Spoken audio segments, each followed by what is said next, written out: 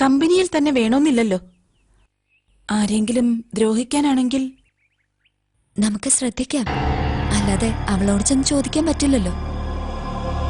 ഏട്ടനോടും ആദർശനോടും സോഫി പറയണം. അവളുടെ നീക്കങ്ങൾ കൃത്യമായി അറിഞ്ഞില്ലെങ്കിൽ ബുദ്ധിമുട്ടാവും. നീ ടെൻഷൻ ആവണ്ട. നിനക്ക് തോന്നിയ ഈ കാര്യം സീരിയസ് ആയിട്ട് തന്നെ ഞാൻ കാണും. ഗ്ലോറിയുടെ മൗനത്തിന്റെ അർത്ഥം എന്തായാലും അത് നമ്മൾ കണ്ടുപിടിച്ചിരിക്കും.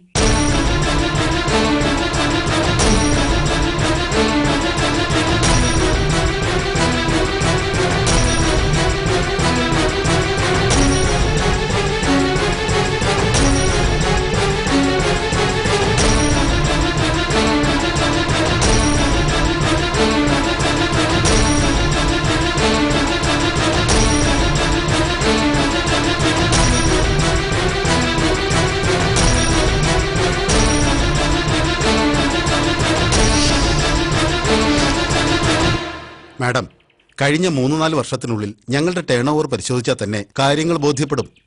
മാഡത്തിന്റെ പുതിയ ബിസിനസ് ഓഫർ അറിഞ്ഞുകൊണ്ടാണ് ഞാൻ സംസാരിക്കുന്നത്. ആ എഗ്രിമെന്റ് നിലവിൽ വന്നാൽ മറ്റൊന്നും നോക്കാതെ മാഡത്തിന് ആവശ്യമുള്ള തുക തരാൻ ഞങ്ങൾക്ക് കഴിയും.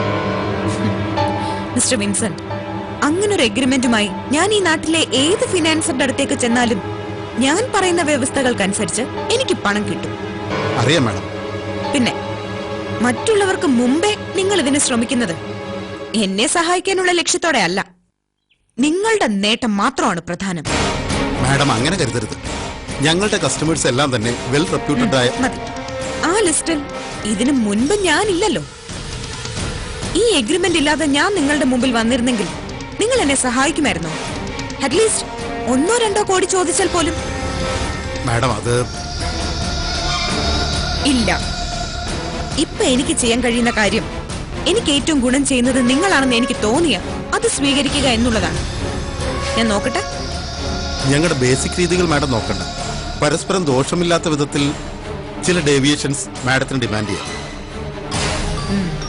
യെസ്, എനിക്ക് വരുന്ന ഓരോ ഓഫറിനും ഇങ്ങനൊരു വാചകം കൂടിയുണ്ട്. സോ ഞാനെല്ലാം പരിശോധിക്കാം. മാഡം. മിസ്റ്റർ വിൻസെന്റ്, ഇനി ഞാൻ ബിസിനസ്സിലേക്ക് തിരിച്ചു വരുമ്പോ അതിലൊരു വിട്ടുവീഴ്ചയും ഉണ്ടാവില്ല. മുൻ പരിചയമോ സൗഹൃദമോ എന്റെ തീരുമാനങ്ങളെ സ്വാധീനിക്കുകയില്ല. 100% ബിസിനസ്. വിൻസെന്റിനെ ഞാൻ വിളിക്കാം. ഒരുപാട് ആലോചിച്ച് ഗ്ലോറി ഇനിയൊരു തീരുമാനം എടുക്കും. പിഴയ്ക്കാത്ത തീരുമാനം. വരട്ടെ. സാറു പറഞ്ഞതുപോലെ തന്നെ സംഭവിച്ചു. ഓർഡർ കയ്യിൽ കിട്ടിയാൽ അതിന്റെ 4 ഇരട്ടി പോലും നമ്മുടെ ബിസിനസിനു വേണ്ടി ഫിനാൻസ് സപ്പോർട്ട് ചെയ്യാൻ ആളുണ്ട്. Very good. ആരൊക്കെ ഉണ്ടായിരുന്നു ചർച്ചയിൽ? ലോയൽ ഗ്രൂപ്പിന്റെ MD. മറ്റുള്ളവരെയൊക്കെ ബോധപൂർവം അയാൾ തന്നെ ഒഴിവാക്കി. എന്താ അയാളുടെ പേര്? കുമാർ. വിശ്വസ്തനാണോ? ഇതുവരെയുള്ള സമീപനങ്ങളിൽ അങ്ങനെയാണ്. അയാളിൽ നിന്ന് ഈ വിഷയം ചോരില്ലല്ലോ? ഇല്ല സർ. മറ്റ് അലയൻസുകൾ ഒഴിവാക്കണമെന്ന് ഒരു റിക്വസ്റ്റ് പോലെയാ അദ്ദേഹം പറഞ്ഞത്. അപ്പൊ പിന്നെ അയാള് തന്നെ പുറത്തറിയിച്ച് അയാളുടെ ബിസിനസ് അപകടത്തിലാക്കില്ലല്ലോ. ഗുഡ്.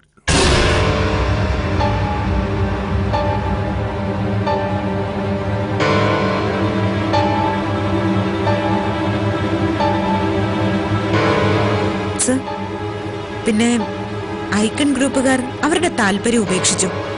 അലക്സാണ്ടർ ഇപ്പൊ എന്നെ വിളിച്ചിരുന്നു. That's a good sign. അപ്പോ ഇപ്പോഴത്തെ നിലയനുസരിച്ച് ഈ ടെൻഡറിന് നമ്മൾ മാത്രം. അതെ സർ. തൽക്കാലം ഓഫീസ് സ്റ്റാർട്ട് ചെയ്യും. എങ്കിലും അവിടെ ബോർഡോ മറ്റ് സ്റ്റാഫുകളോ ഉണ്ടാകില്ല. 2-3 പേർ. അവരെന്റെ പഴയ ശിഷ്യന്മാരെന്നോ പഠിക്കാൻ വന്നവരെന്നോ ആ നിലയ്ക്ക് പെരുമാറിക്കൊണ്ടു. തൽക്കാലം ഗ്ലോറിയും ഓഫീസിൽ വരണ്ട. അവർ പറഞ്ഞിട്ടുള്ള രീതി അനുസരിച്ച് കരാർ ഒപ്പിടുക നമ്മുടെ ഓഫീസിൽ വെച്ചായിരിക്കും. അതിനു മുമ്പ് ടെൻഡർ നമുക്ക് കിട്ടും. പിന്നെ രഹസ്യങ്ങളുടെ ആവശ്യമില്ല. ആഡംബരവും ആഘോഷവുമായി നമ്മൾ ഓഫീസ് തുറക്കും. എനിക്കിതൊക്കെ സ്വപ്നമായിട്ടാ തോന്നുന്നത്. ഞാൻ ഒരിക്കലും ചിന്തിച്ചില്ല ഇങ്ങനെ ഒരു തിരിച്ചുവരവ്. ഞാനിവിടെ ഇരുന്ന് കൂട്ടുകയും കിഴിക്കുകയും ചെയ്യുന്നതിൽ പല വൻപന്മാരുടെയും ഉയർച്ചകളും താഴ്ചകളുമുണ്ട്. ഉയർച്ചകളേക്കാൾ വീഴ്ചകളെയാണ് ഞാൻ പഠന വിഷയമാക്കുന്നത്. അവരെവിടെ തോറ്റു അവിടെ കൃത്യമായ ഉത്തരം എഴുതിയിടുകയും ചെയ്യും. അത്തരം ഘട്ടങ്ങളിൽ ഒന്നും നമുക്കിനി ഒരു പിഴവും വരില്ല. കാര്യങ്ങൾ നമ്മുടെ കൈപ്പിടിയിലാണ്. നമ്മുടെ നാവും മനസ്സും നമ്മളെ ചതിച്ചില്ലെങ്കിൽ വിജയം നമ്മുടേതാണ്.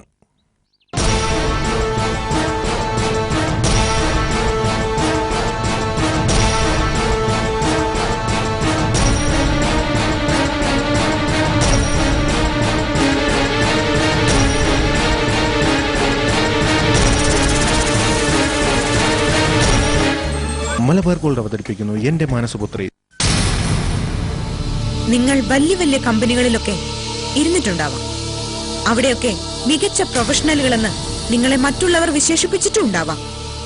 പക്ഷേ ആ മെറിറ്റ് സർട്ടിഫിക്കറ്റ് എനിക്ക് ആവശ്യമില്ല. എന്റെ ഓഫീസിൽ എന്റെ തീരുമാനങ്ങൾക്കാണ് പ്രാധാന്യം. മാഡം, എല്ലാ ഫയലും ഞങ്ങൾ മാനേജറെ കാണിക്കുന്നുണ്ട്. മാഡത്തിന്റെ തിരക്ക് കഴിഞ്ഞ് നോക്കാന്ന് വെച്ചാ എല്ലാം ഡിലേ ആവുന്നതുകൊണ്ട്.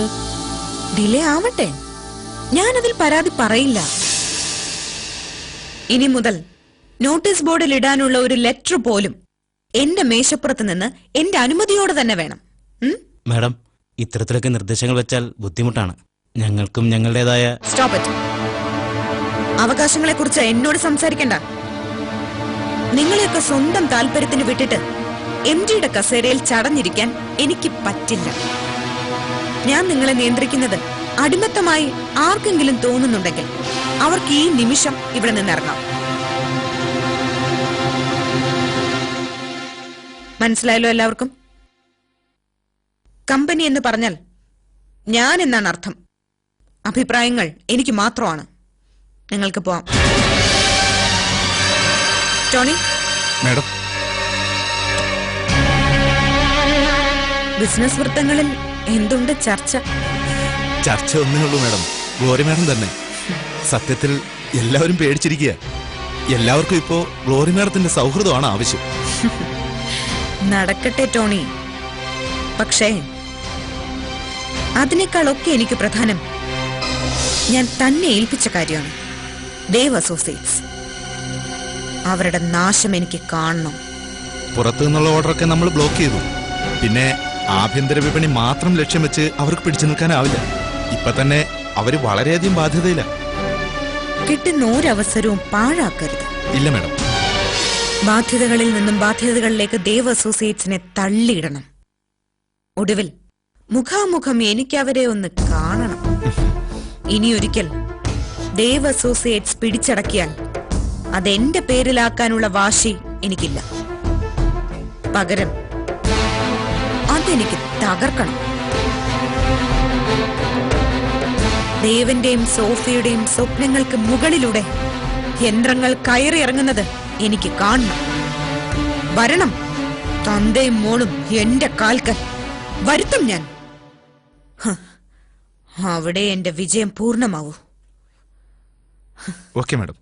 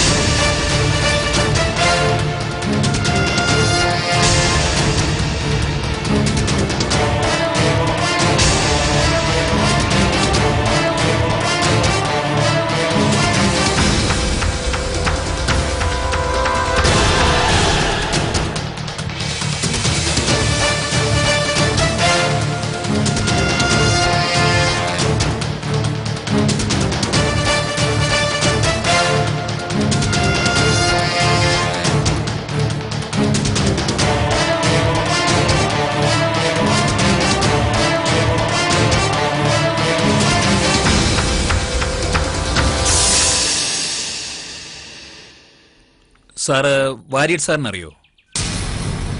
ബിസിനസിന്റെ പിന്നാമ്പുറത്ത് ശകുനി എന്ന് വിളിക്കുന്ന. പിന്നെ അങ്ങേരെ അറിയാത്തവരാരാ? സത്യത്തിൽ ഇന്ന് ബിസിനസ് രംഗത്തുള്ള അതിഭീകരന്മാർ പയറ്റുന്ന സകല തന്ത്രങ്ങളും വാര്യർ സാറിന്റെ കണ്ടുപിടുത്തങ്ങളാ. എത്രയോ പേര് അങ്ങേരുടെ കൈപിടിച്ച് ഉന്നതങ്ങളിൽ എത്തിയിട്ടുണ്ട്. ഇന്നും ഏറ്റവും വിദഗ്ധന്മാരുടെ സംഘം തയ്യാറാക്കുന്ന ഒരു എഗ്രിമെന്റിൽ ഒരു ലൂപ്പ് ഹോൾ കണ്ടുപിടിക്കണമെങ്കിൽ വാര്യർ സാറിനെ കൊണ്ടേ പറ്റൂ. കഴിവുകൾ മുഴുവൻ കുതികാൽ വെട്ടുകാർക്ക് വേണ്ടി ചെലവാക്കി എന്നൊരു ദോഷം മാത്രമേ പറയാനുള്ളൂ. ഇപ്പോ ഈ വാര്യർ സാറിനെ കൊണ്ട് എന്തെങ്കിലും കഴിയുമെന്ന് വിശ്വാസമുണ്ടോ സാറിന്? Why not? അങ്ങേരുടെ തലച്ചോറിന് പ്രായമാവില്ല. ഇന്നും ഏത് വമ്പൻ സ്ഥാപനത്തെയും അട്ടിമറിക്കാനുള്ള ബുദ്ധി അദ്ദേഹത്തിനുണ്ട്.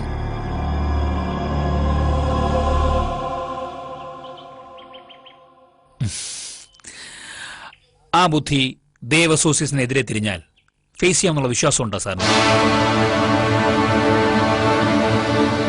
എന്താ വെക്കർ അങ്ങനെ ചോദിച്ചത്? I am not sure. പക്ഷേ ഗ്ലോറി വാര്യർ സാറിനെ കാണാൻ പോയിട്ടുണ്ട്. വാര്യർ സാറുടെ തന്ത്രങ്ങളും ഗ്ലോറിയുടെ ബുദ്ധിയും കൂടെ ചേർന്നാൽ എന്തെങ്കിലും സംഭവിക്കും.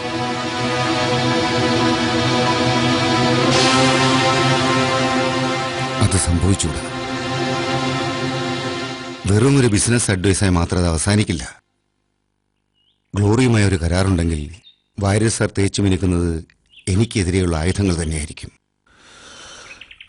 യെസ് സർ, ബട്ട് ഇങ്ങനെ ഒരു ഇൻഫോർമേഷൻ തരാമെന്നല്ലാതെ എനിക്ക് ഈ കാര്യത്തിൽ ഒരു സഹായം ചെയ്യാൻ സാധിക്കില്ല.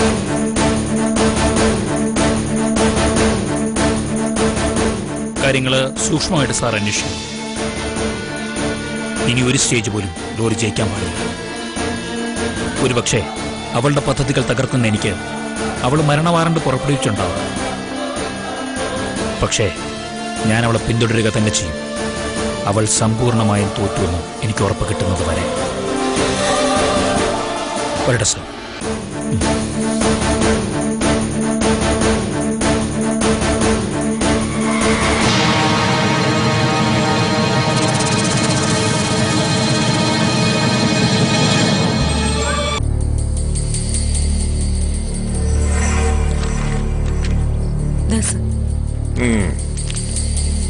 അപ്പൊ ടെൻഡർ ഓക്കെ. അതെ സർ.